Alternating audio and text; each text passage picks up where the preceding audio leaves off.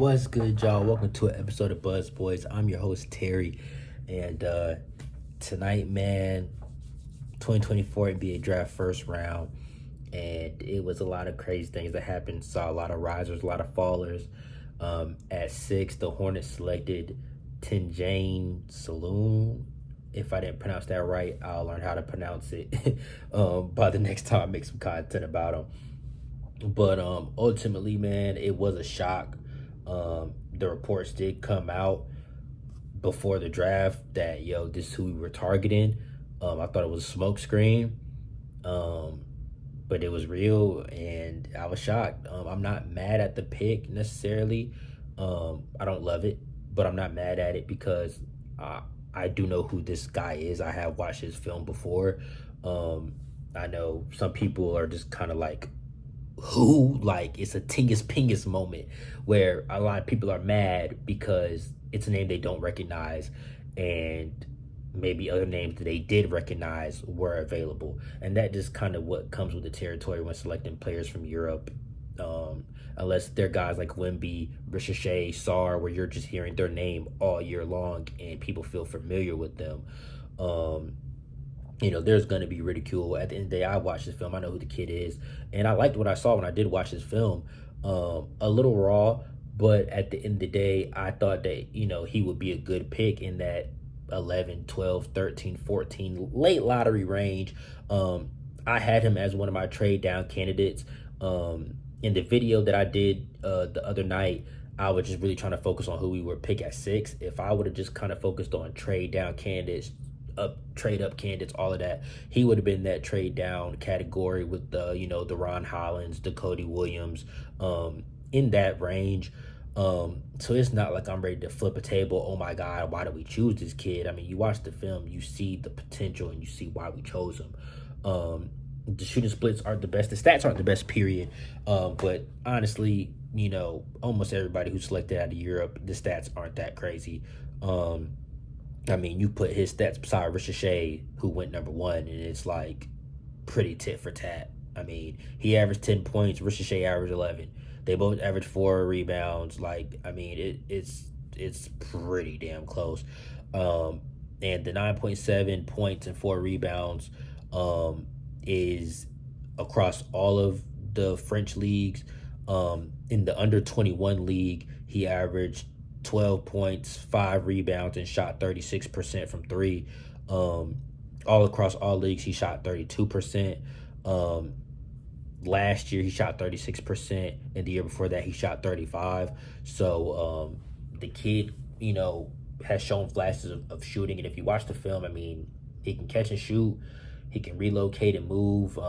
He can actually shoot pretty deep. He has a really high arc, so I don't think, you're going to have to worry about block shots. And considering the fact that he's 6'10".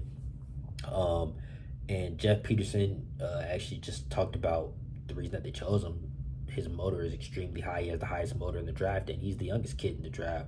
And those are things where, when you talk about upside, those two things go hand in hand. They're great attributes to have. At the end of the day, I know some of the analytics and stuff, are talking shit about the kid, but honestly, man, I'm not pissed about the pick. The only thing that I really can critique and I'm really upset about is the fact that Klingon was there at 6. I've been saying this entire time, if Klingon is there, use him as a trade asset. The Grizzlies called us. We were trying to get a deal done, going back and forth, couldn't get the deal done. We chose our guy.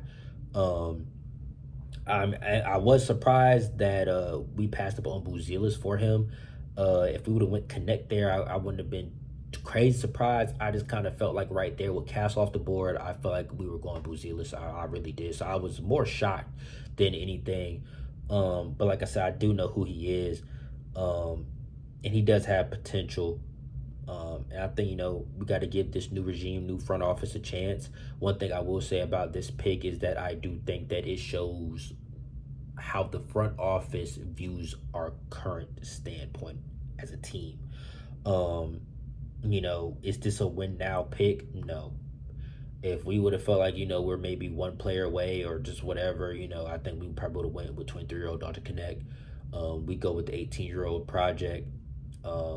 Jeff Peterson, he didn't say he doesn't view him as a project, but he just pretty much says, the kid is going to show up.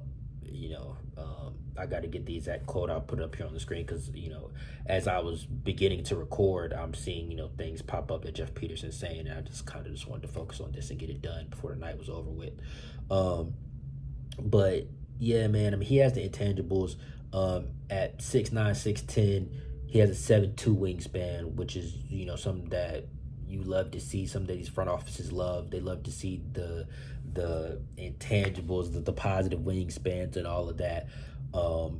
So the potential is there. I mean, I see the vision.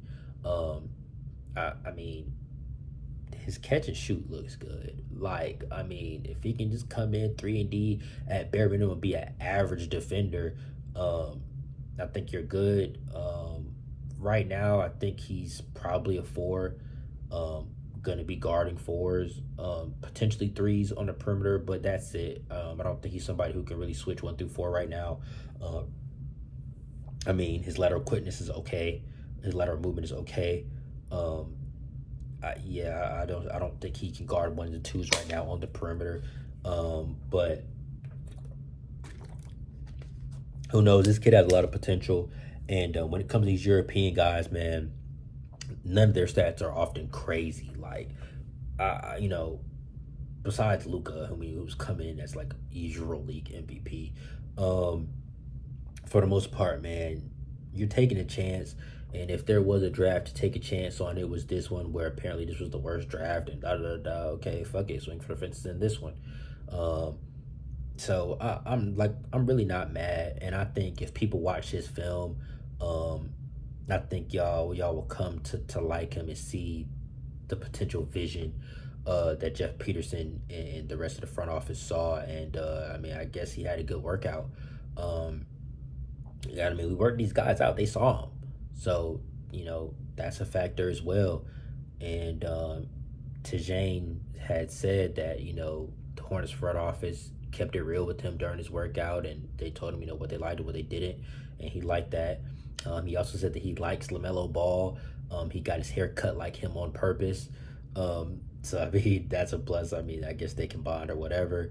I'm interested to see what we do at 42. Right now, Kyle Filipowski is still available, and that's where, I'm not that mad, because the whole draft was kind of crazy. I mean, Ron Holland went 5th. He was somebody who at one point was number 1, and then in some mock drafts I saw him as low as 16.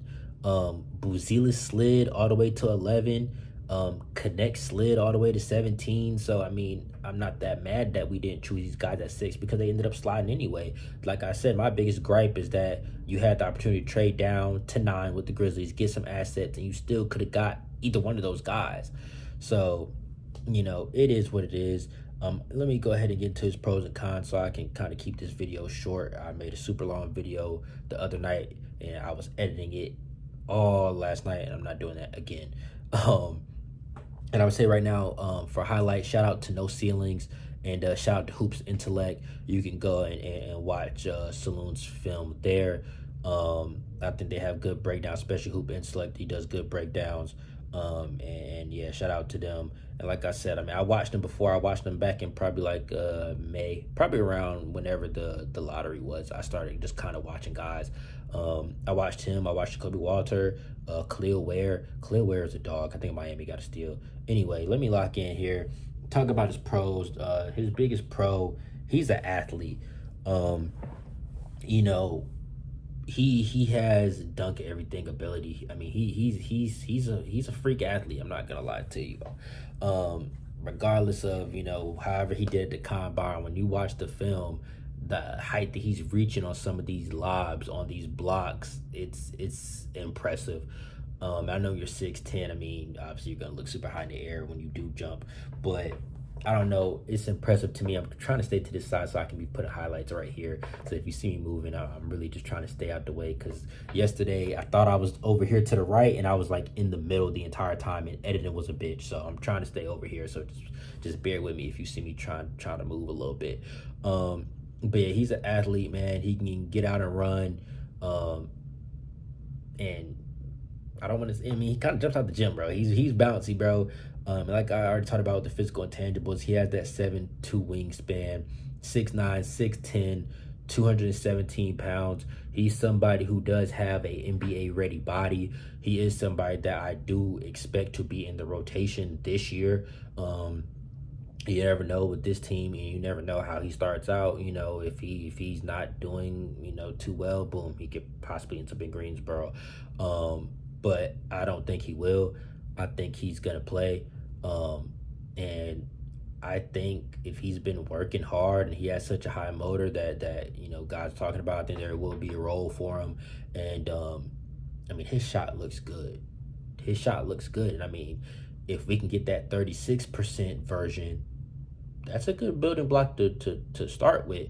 Um, hey, bro, I'm not going down this kid. Like I said, I liked him when I watched his film. Little surprised at 6. The exact quote I said when I first saw him, I'm like, I like him, not at 6, but I like him. And it is what it is, man. He has a high release shot that looks good, a little bit of a moon ball. But hey, it drops, and like, hey, he has deep range. Closeouts don't really seem to bother him too much. Now, something that he did say, I don't know if it's like, I don't know where these quotes are coming from, but I've been seeing them. And I haven't heard the audio or anything yet, or saw the video, but he said, he can knock down shots when he's open.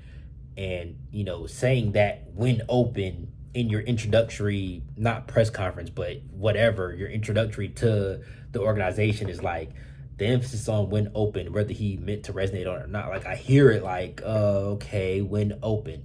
But it is what it is. At the end of the day, I think he can project into being a 3-and-D guy, and potentially be elite at that on both ends. Maybe not an elite shooter, but I mean, if he can shoot 36% at 18 years old, or 17 years old, because that was last season. If he can shoot 36% at 17 years old, how can I not say that he has the ability to become a shooter, through his career, especially by getting in the NBA gym with NBA shooting coaches every single day. It's a high risk, high reward type pick, and at the end of the day, I wanted Buzelis, even Ron Holland at points. Those guys' shooting percentages were even worse than his. So it's like, you can't be down on the kid too much. I'm not gonna down him really. He plays passing lanes. Like I said, 7'2" wingspan. And he has a high motor, so he's looking to steal the ball. He averaged 1.1 steals a game. Nothing crazy. But he does play passing lanes. His defense, the steals, most of them do come off ball, but I mean, he got a pretty good amount of them. And he runs like a gazelle. He's somebody, once he pokes that ball, I mean, he can go all the way and dunk on the other end. And I mean, he did that a pretty good amount. And that's something that, I mean, you come in and provide day one in the NBA. And I like that. He showed some signs of being clutch. He hit a shot in overtime, in a close game. And it's like, okay, that shot takes guts, takes your teammates believing in you, all of that. And I mean, at the end of the day, like I said, he does have the potential to be 3-and-D, and in a class where, shooting was a struggle for most. And I mean, him still being low 30s isn't like, oh my God, he's a great shooter, but he's had some history being mid 30s and, 36% if you view that as high 30s, whatever. Hey, I'll take it, man. He has that catch and shoot potential, like I've talked about. He even has a few where it's a bad catch, he catches it at his shoelaces, or it's just a bad pass in general. It's high, it's low, it's to the side, whatever. He catches it and he drains it. which is always a good sign because at the end of the day, you're not gonna always get the perfect pass right to your chest, and you just like you're not always gonna get that. So being able to still knock down shots off of bad passes or not clean catches is always a plus. And I mean, he seems like the corner. And I could see him, kind of being standing off in the corner, at least for his rookie season a little bit. Um, so at the end of the day, if as long as he can do that, I'm happy with the pick. And same thing I kind of was talking about with Cody Williams. At the end of the day, kind of the same. In 6'8" is, well, Cody Williams is 6'8". He's 6'9", 6'10". Cody Williams has 7'1" wingspan. He has 7'2". Cody shot 42% on only like 40 something threes. I don't know how many threes Saloon shot, but he, in the tournament this year and in the league last year, he shot 36%. So, I mean, the potential is there. The potential is there. I do see the vision, and he is 18 years old. So, like I said, the catch and shoot potential is there. The 3-and-D potential is there. Just off the sheer fact that if you have a motor, you have the will to play defense with a 7'2" wingspan. All you gotta do is get down to your stance and put your arms out, and you should be a pretty decent defender. At worst, average. At worst, decent. Like at worst, average. So like right there gives him that 3-and-D potential, because I mean he should be able to become an above average defender with the intangibles and motor that he has. I think this kid has the potential to be good for us. I do. I think it might take a year or two for him to really, really, really, really have an impact, but you never know. You never know. I'm not gonna try to sell him short on what he can do this year, because you never know. And I look forward to seeing him in the summer league. I'm happy that Charles Lee is going to be coaching and get to work closely with him, so we'll see. He has lob threat, dunk anything potential. I mean, he's bouncy, and LaMelo's going to find him. Brandon can throw lob, like he's going to have his opportunities to show his athleticism and what he can do and be able to provide something this season. And I'm trying to stay over here so I can, be playing my highlights, and show, the new drip, you feel me? But yeah, man, he has that lob threat, and even just, I mean, getting downhill and dunking the ball. He's even shown the ability to, use his shot fake to get all the way to the rim and dunk, which is, I mean, all good signs at 18 years old. And like, I'm interested to see what he can do. He's not somebody who I expect to, have the ball a whole lot, trying to cook up for himself. But I mean, hey, if he's open, ball gets swung to him, okay, hey, what do you got? We'll see. And he can finish through contact. The percentages aren't the best, but I mean, he has some tough buckets on film that looks great to build upon. And at the end of the day, it's something that comes along with, playing against older guys, grown men. You're going to get beat up a little bit. And I mean, he has some tough finishes, bro. I think that everybody should give him a chance. Go watch his film. There is a lot to like on the film. He's a good cutter. And once he cuts, he can punch on whoever's there. But I mean, he has that, European IQ, of just when to cut, where to be, all of that.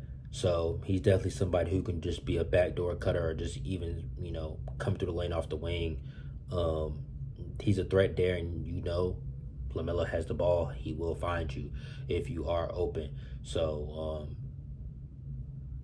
hey, like I'm intrigued by the pick. I'm intrigued because, like I said, I watched this film. I liked it. I'm thinking about it. I don't think he will start for us. I think he'll come off the bench. But even Mitchich will find you. You know what I'm saying? Mitchich is a good passer as well. So, I mean, he's going to be in good hands with a facilitator on the floor. I think he can be a threat. He does have some potential to self-create. He can relocate for shots. He seems like this step back. He can do a little bit On the self creation side, not much. Definitely leaves plenty of room for improvement at it. But he has some things that kind of shock you when you watch his film. Like, oh, okay, he can do that. Like, um, he definitely has some potential, man. Like I said, I think a few people are gonna feel a little bit better when they watch this film tonight or maybe tomorrow. I think it'll be a little less outrage because I know it's some right now. Um, but man, my handwriting's so bad. Oh, he can get to the rim all the way from the three, like I already talked about. He can show the ball and drive, and I mean his shot is respected enough to be able to do that. But he can get all the way to the rim from the 3 point line. He does have a pretty decent first step, and the length. It only takes a couple of strides for him to be at the rim, and he can finish when he does get there, which is a plus if he does get ran off the line, and it gets to the point where people are really respecting the shot. Um, he has a little floater slash push shot. Um, at his size, it's not really a true guard type floater, but he does have it in his wheelhouse a little bit, which is always nice to see. He does have deep range, like I talked about a little bit earlier. I mean, some of the shots that he's taking, I mean, he's catching it kind of deep, and he's letting that shit fly. And it's cash, bro. Like, I mean, he has a high release point.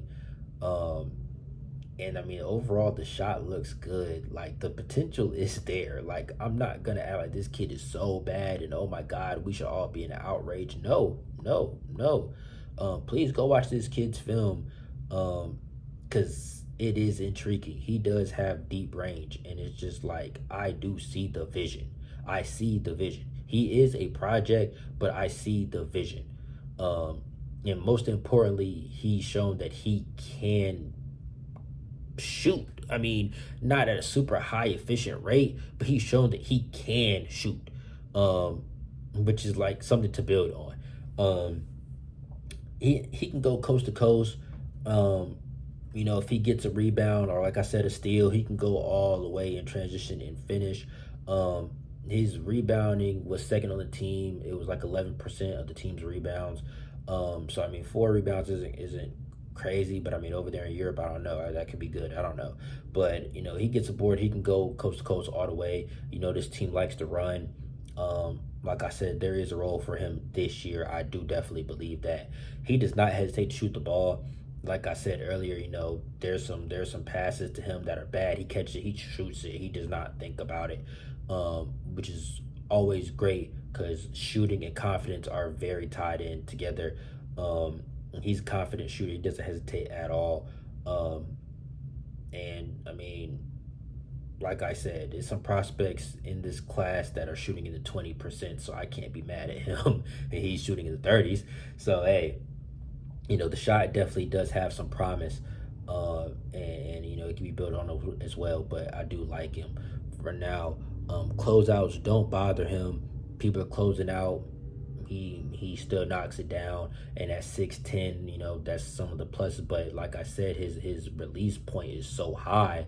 I mean, he doesn't necessarily have to really worry too much about blocks, regardless, because he kind of shoots a little bit of a moon ball. And at his height, I mean, like I said, he really doesn't have to worry about that.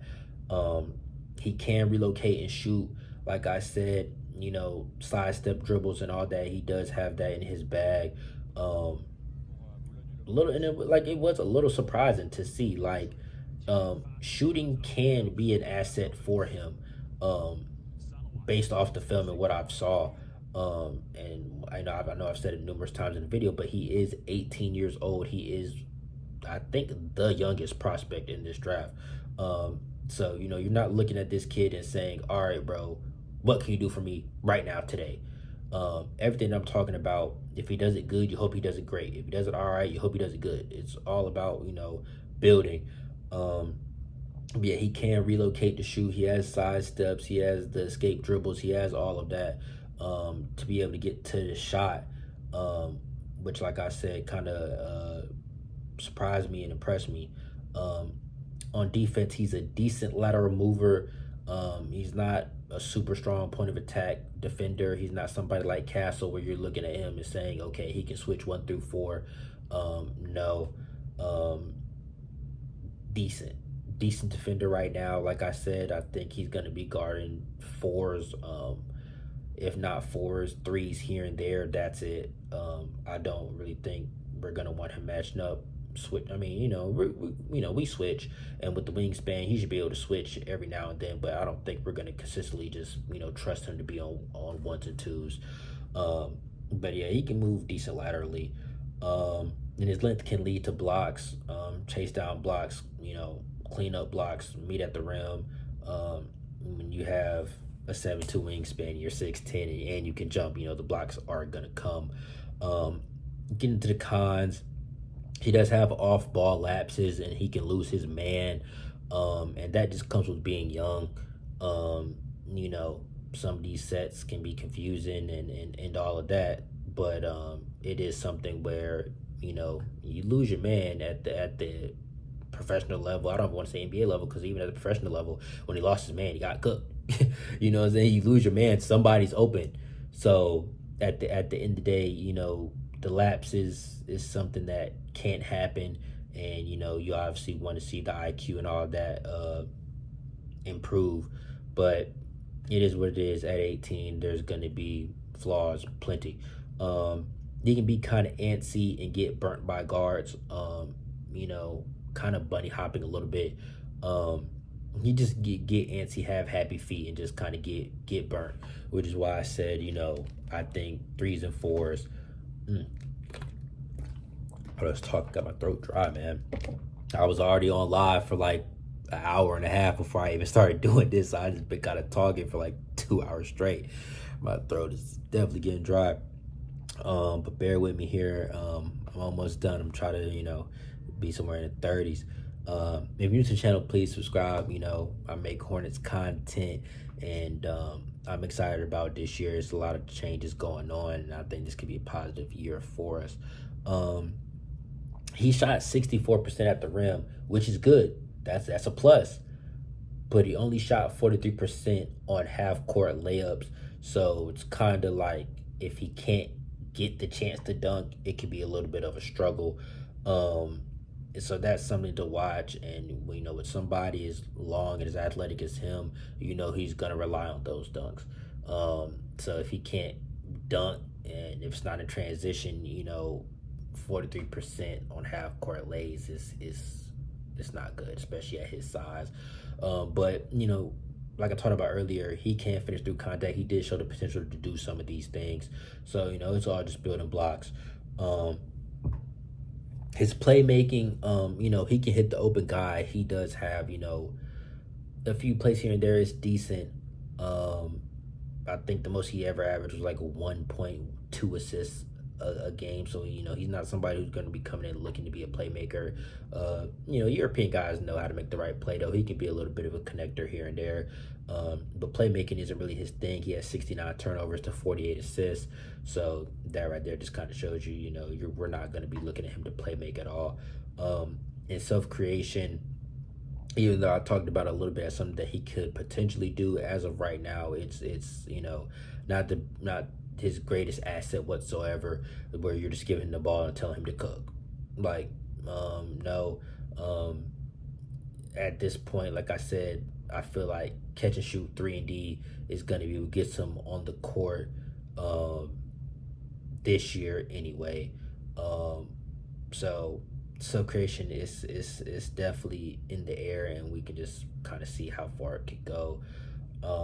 Some side notes: he's the youngest in the draft. He was the under 21 MVP in their tournament that they had for that. So I mean, he showed that he can be at an elite level. I think in that tournament he averaged like 18 points a game throughout the tournament. And like I talked about a little earlier, he did shoot 36% from 3 in the under 21 league and back in 2022-2023 season last year. And like I said, he's a fan of LaMelo, so hopefully they can click it and build some good quick chemistry. And yeah, man, I mean, that's pretty much all I got. Like I said, I'm not the angriest guy in the world about it. I'm not super gun-ho about it either. Like I said, you guys, know from my content, I was high on Castle and Buzelis. But even Castle, I mean, even, but yeah, Castle and Buzelis both had their shooting flaws. Um, so, I mean, it is what it is. It's not the end of the world. At the end of the day, he's our pick. We're not changing that. It's time to get behind him and support him. At the end of the day, it's a new regime. They haven't given me a reason not to trust him, so I'm gonna trust him. And I think that he can work out. When you look at some of these other European guys' stats, it's not like, oh my God, he's so ass compared to others. Nah, I think that he's gonna be able to come in and be some type of factor in year one and potentially grow. But we'll see. So round two is tomorrow. I don't like it. I don't like that they made the draft a 2-day thing. I feel they did so purely for Bronny, so it can, have everybody watching and it kind of be a spectacle or whatever. We'll see what happens tomorrow. Like I said, it is a lot of risers and fallers. Kyle Filipowski from Duke, somebody who, I saw in mock drafts going as high as 13, 14, late lottery.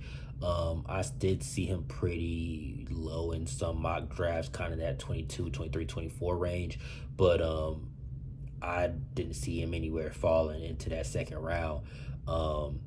I don't know where McCain went. He went to the 76ers, but I don't know what pick they had. They might have like 18 or 19 or something. I don't know. But I kind of saw, McCain and Filipowski at least somewhat in the same range in most mock drafts. So I am, and I'm a Carolina fan. You guys know that I'm a Carolina fan. But Filipowski, I mean, he kind of has what I'm looking for. I want a center that can shoot. At the end of the day, Nick Richards can't shoot, doesn't shoot. Mark Williams has the ability to shoot, but hasn't really been able to unleash it yet.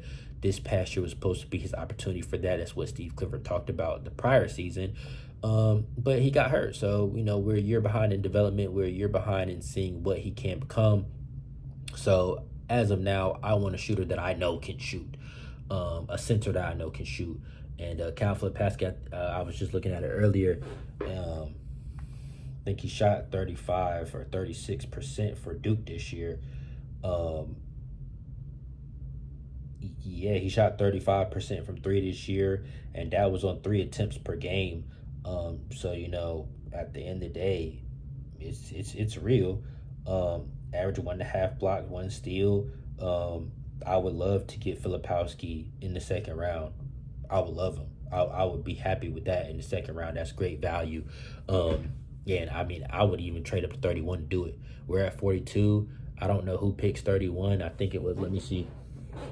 I don't know who picks 31, but I mean, I would be on the phone calling to get up to 31 just to get Filipowski. I do like Harrison in Toronto. Toronto has 31. I don't see Filipowski lasting all the way to 42, but if he does, that's amazing right there. I don't see how we could pass on him, but you never know in this draft, man. Isaiah Collier went 29, and he's somebody who, I mean, I saw him as high as 10 in some mock drafts of shit by CBS Sports. I saw him as high as 10. That wasn't even that long ago. His range kind of started sliding, but I mean, the lowest I really saw him was 18, 19, and he went all the way to 29, almost out of the first round. So, it's no telling what happens tomorrow. As I was creating this video, I saw a lot of wheeling and dealing. I saw like the Knicks were trading to 26 and 25, and the Suns were trading. Like I saw a bunch of trades and stuff as I was trying to work on this video. So it's no telling tomorrow. It could be the same thing. A lot of wheeling and dealing. We'll see what happens with Bronny, which I am kind of excited about, just because hey, I do like LeBron. I'm interested to see what the father-son duo ends up being. But for us at 42 tomorrow, I think his name is Kevin Johnson from Kentucky. I've seen him mocked to us. I've seen Harrison Ingram mocked to us. And, as a UNC fan, I'm happy about that. But with Cal Filipowski still on the board at this point of the draft, I want him. I want to get up to 31 and see what we can do. I can't believe he's on the board right now. I definitely thought he was going to go somewhere in the first round. So, I mean, I'm definitely intrigued, man. Um, but hey, we'll see what happens, man. It is what it is, and I'll see y'all tomorrow, man. Peace.